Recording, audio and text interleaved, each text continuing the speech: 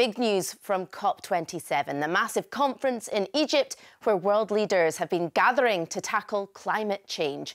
An historic deal has been struck to help countries worst hit by climate change. Here's BBC science correspondent Victoria Gill to explain what happened. It's been a global event marked by chaos, deadlock and delay. But as the sun rose over Sharm el-Sheikh, a deal was finally struck. Hear no objections, it's so decided.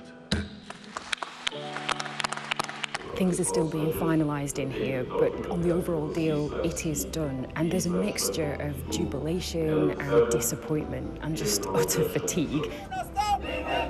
Developing countries that are most vulnerable to climate change finally have something to celebrate.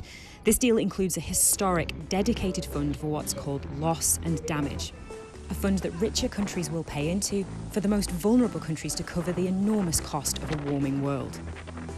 It has been 30 years, and finally, I'm so happy that we're delivering a fund in a continent that's the most vulnerable to the climate crisis.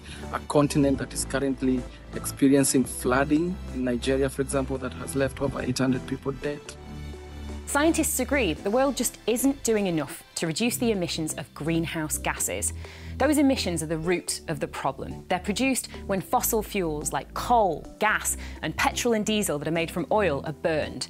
They build up in the atmosphere like a blanket, trapping heat and warming the world.